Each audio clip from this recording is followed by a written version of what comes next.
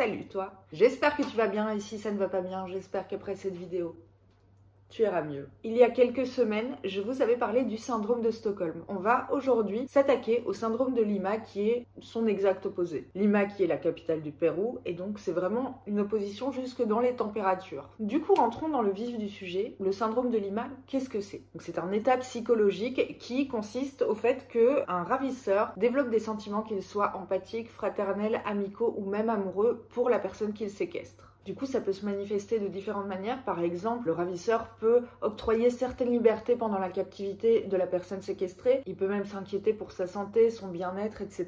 Donc, je vais pas vous mentir, ce syndrome, il se manifeste très rarement, mais je le trouve particulièrement intéressant. Du coup, c'est pour ça que j'avais envie de l'aborder avec vous aujourd'hui. Est-ce que du coup, vous comprenez mieux quand je vous avais dit sur la vidéo du syndrome de Stockholm que pour moi, La Belle et la Bête ne faisait pas du tout partie des films traitant du syndrome de Stockholm? C'est justement parce que là, on est vraiment plus sur le syndrome de Lima. Du coup, évidemment, un fait historique accompagne la naissance de syndrome et c'est ça qu'on va voir aujourd'hui pour comprendre un peu comment il est apparu, dans quelles circonstances, etc. Donc on est en 1996, putain, moi, je suis en France depuis 4 ans, j'ai encore du mal, t'as vu, 1996, forever, t'as vu.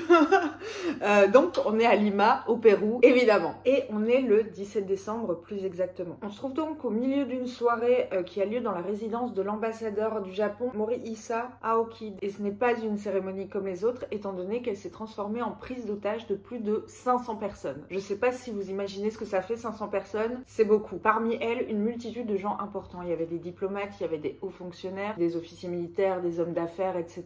Ils étaient tous sur les lieux pour célébrer le 63e anniversaire de l'empereur Akihito. Donc en gros, ce demi-millier d'innocents est séquestré par 14 membres de la MRTA. Leur revendication, c'est tout simplement d'obtenir la libération de militants et un changement drastique politique et économique au sein du pays. Du coup, on peut dire que ça change un petit peu des revendications des bros de la Suède finalement. Avant de continuer, je vais vous poser 2-3 petits mots rapidement sur les ravisseurs pour que vous compreniez un petit peu qui ils sont. Donc ce sont des membres du mouvement révolutionnaire Tupac Amaru, donc MRTA. C'est une organisation terroriste apparue au Pérou en 1984. Parmi leurs idéologies, il y a le marxisme, le léninisme, le guévarisme, finalement un bon gros melting pot. À savoir que cette organisation, elle est placée sur la liste officielle des organisations terroristes aux USA. Rien que ça. Son nom, Tupac Amaru, n'a absolument rien à voir avec le regretté rappeur. Tupac Amaru, en réalité de son vrai nom José Gabriel Concor Candy Nogueira, aussi appelé José Gabriel Tupac Amaru, pour finalement s'appeler Tupac Amaru. En gros, le gars, c'était un leader métis qui s'était soulevé devant les colons espagnols à la fin du XVIe siècle. Voilà pour la petite histoire brièvement, mais revenons maintenant à notre prise d'otage géante. Elle est lancée par Nestor Serpa Catolini, qui est le leader du mouvement depuis 1992. Donc son but, c'est de faire libérer 400 camarades révolutionnaires qui sont emprisonnés et d'appeler à un changement de la politique néolibérale du président Alberto Fujimori. Dans les années 90, le Pérou, il connaît une grosse crise économique, mais apparemment chez les MRTA, on prend pas des gilets jaunes et on va pas manifester, non, nous, on prend des armes et on va séquestrer. Et on séquestre longtemps. Si celle de notre bro Jan Erik Olsson, qui est le sosie officiel d'Orelsan, on le rappelle, n'a duré que 6 jours, là on part vraiment sur 126 jours. En toute quiétude. Bref, 126 jours de séquestration chez l'ambassadeur. Est-ce que c'est bon pour vous? Donc ils sont entassés à plus de 500 avec 14 terroristes. On dirait d'ailleurs le pitch d'une télé-réalité serbe, hein. Ça, je dis rien. Donc au final, comment ça se passe tout ça? Eh bien, il y a des négociations, il y a des morts, il y a des blessés, il y a des espoirs, il y a des désillusions. En fait, ils relâchent les otages au compte-gouttes et relativement rapidement. Mais pourquoi donc, me direz-vous? Je cite donc, au lieu de torturer ou de tuer les otages, les ravisseurs ont choisi de les libérer progressivement afin de les protéger d'une éventuelle attaque des forces de l'ordre. Sympa. Bizarre, mais sympa. Du coup, le 22 avril 1997, sur les 500 otages de base, il en reste maintenant 71. À ce moment-là, l'assaut d'un commando des forces de l'armée péruvienne est lancé. Cette intervention, elle s'appelle l'opération Chavin de Huántar. Je le dis certainement très très mal, hein, je suis vraiment désolée. 2 membres du commando trouveront la mort, dont le chef, ainsi qu'un des otages, et aucun militant de MRTA va survivre. Du coup, l'opération, elle est perçue par les Péruviens comme un succès. C'est pour ça d'ailleurs que les médias s'en emparent et racontent l'histoire. Petite ironie, le président Alberto Fujimori a été inondé de louanges parce que apparemment c'est grâce à lui qu'on a libéré les otages. Les conditions de l'assaut ont quand même soulevé quelques polémiques dans le sens où certains otages affirment avoir vu quelques membres de la MRTA lever les mains au ciel pour dire qu'ils se rendaient et pourtant aucun d'eux n'a été épargné. La commission de la vérité et de la réconciliation a été saisie pour faire la lumière sur les crimes de chacun des acteurs du conflit. Elle attribue du coup 1,5% des crimes du conflit au MRTA. Je cite, « Contrairement à d'autres organisations armées, le MRTA revendiquait ses actions. Ses membres portaient des uniformes ou d'autres signes distinctifs pour se différencier de la population civile, ne s'attaquait pas à la population non armée et s'est montré ouvert aux négociations de paix. Néanmoins, le MRTA a aussi commis des actes criminels. Il a eu recours à des assassinats, comme dans le cas du général Enrique López Albujar.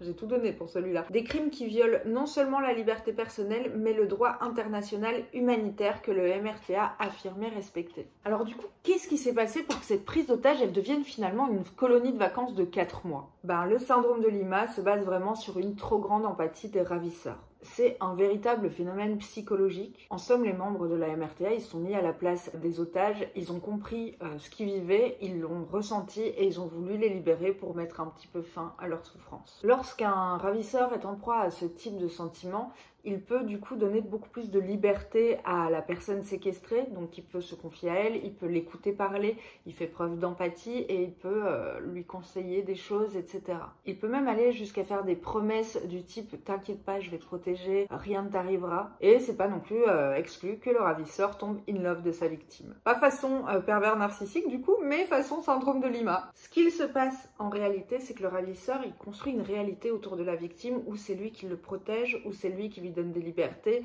où c'est lui qui est un petit peu son roc et son pilier, la Belle et la Bête, tout ça, vous voyez. Le syndrome de Lima, on va pas se mytho, il est ultra rare parce qu'il survient vraiment dans des situations qu'on vit pas vraiment tous les jours finalement. Du coup, il existe peu de recherches à son sujet parce qu'il est hyper rare de trouver des archives de personnes ayant vécu ce syndrome. Comme on l'a vu dans son origine, de toute façon, les gars, ils sont tous morts. Donc voilà, pour les témoignages d'archives, on va repasser. Ce qu'on peut néanmoins supposer, peut-être que le ravisseur fait partie d'un groupe dans lequel il voulait pas réellement être et dans lequel il a été forcé à enlever les victimes. Peut-être aussi qu'il n'est pas d'accord avec la manière dont l'enlèvement a été effectué. C'est aussi peut-être la première fois qu'il se lance dans la criminalité pure et dure et du coup, il n'est pas habitué et il a encore envie de faire copain et copain avec ses camarades, t'as vu. Tout simplement aussi, son libre arbitre peut prendre le dessus et donc créer de l'empathie vis-à-vis de la situation qu'il juge comme néfaste. Ou alors il pense qu'il sortira jamais vivant de cet enlèvement. La seule certitude qu'on a, c'est qu'en fait l'émergence de ce syndrome, il dépend de plusieurs facteurs qui doivent être présents chez le ravisseur